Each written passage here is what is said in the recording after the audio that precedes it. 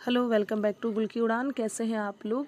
तो आज है मेरा डे 3 सीटेट और यूपीटेट की प्रिपरेशन की। तो सुबह उठकर सबसे पहले मैंने चाय बनाया। चाय बनाकर अभी स्कूलों की मेरी चल रही है छुट्टी। थोड़े से बच्चे रह गए हैं जो अभी भी ट्यूशन आ रहे हैं। हालांकि मैंने अब सोचा है कि नए सेशन से मैं बच्चों को ट्यूशन दूंगी। दिन जैसा कि आप लोगों को मैंने बताया है कि सीटेट की प्रिपरेशन के लिए इस बार मैं पूरी पुरानी वाली एनसीईआरटी बुक को फॉलो करूँगी 6 to 8। देन फिर उसके बाद मैं 9 to 10 की किताबों को भी पढ़ने वाली हूँ।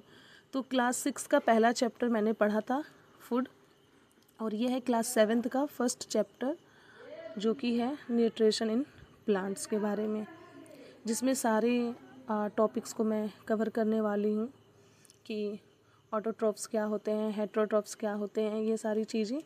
ठीक है, अमीबा के बारे में और प्लांट्स में न्यूट्रिशन कैसे होता है, ये सारी चीज़ें। प्लांट्स के किस किस पार्ट्स को मतलब एज अ फूड खाया जाता है, कौन सी चीज़ें एडिबल है, कौन सी चीज़ें नॉन एडिबल है, ये सारी चीज़ें आज मैं पढ़ने वाली हूँ।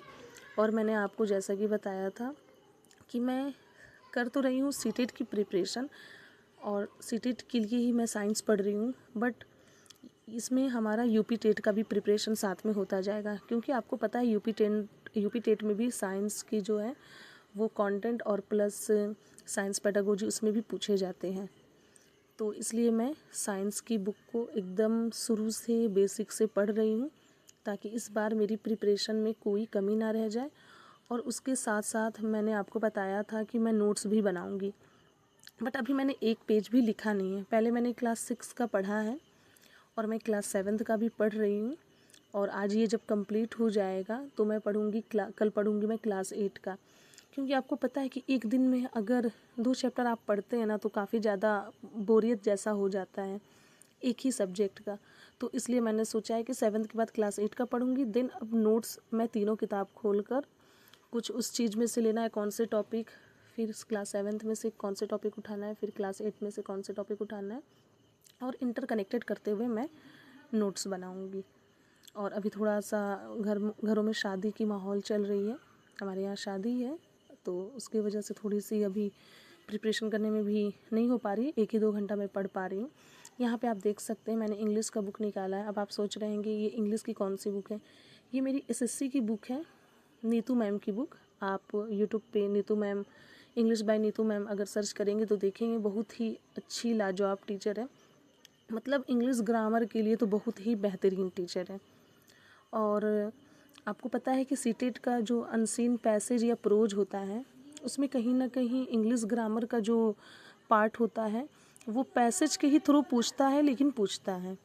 और मैं बता दूं कि यूपी टेट का जो 6 to 8 वाला है उसमें आपका इंग्लिश पेडागोजी नहीं, सिर्फ कंटेंट ही रहता है, और कंटेंट में ग्रामेटिकल पोर्शन ही ज़्यादा है, जिसमें one word substitution, idioms, phrases, और आपका वन वर्ड सब्स्टिट्यूशन तो मैंने बता ही दिया, नाउन यानी पार्ट्स ऑफ स्पीच मैं कह दूँ, और भी सारी चीज़ें, सिनोनिम्स, एंटोनिम्स, ये सारी चीज़ें हैं।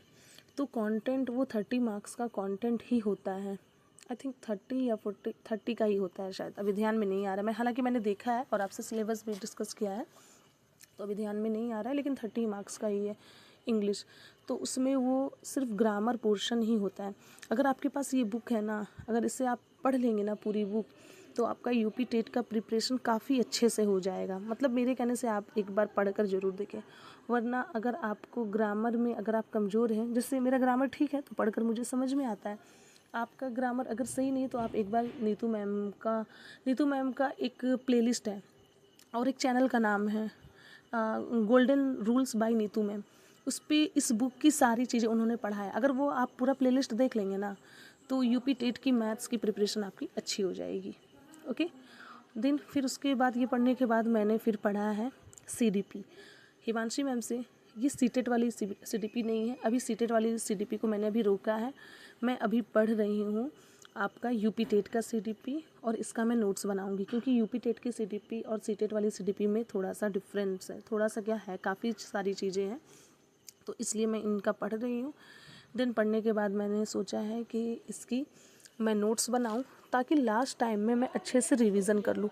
आपको पता होना चाहिए कि पिछले बार मैंने CDP वगैरह का अच्छे से नोट्स नहीं बनाया था, हिंदी पेडागोजी या इन सारी चीज़ों का नोट्स मैं नहीं बना पाई थी, और यही मेरी सबसे बड़ी मिस्टेक थी कि लैंग्वेज वाले सब्जेक्ट पे मैंने ध्यान नहीं दिया था। और कहीं ना कहीं लैंग्वेज वाले सब्जेक्ट को अगर आप अच्छे से प्रिपरेशन करते हैं ना, तो अगर आपका साइंस और मैथ्स में कम मार्क्स भी आता है तो आप सीटेट या यूपीटेट क्लियर कर सकते हैं। और यही मेरी सबसे बड़ी गलती थी कि मैंने लैंग्वेज वाले चीज़ों को हल्के में लिया, तो मेरी चीज़ें ख़राब हो गई। खैर, इस बार उस गलती को नहीं दोहराना है। मैं आपसे बार बार कहूँगी कि आप लैंग्वेज वाली चीज़ों पे भी हिंदी ले रहे हो, उर्दू ले रहे हो, संस्कृत ले रहे हो, जो भी ले रहे हो, उस पे भी आपको प्रॉपर फोकस करना है।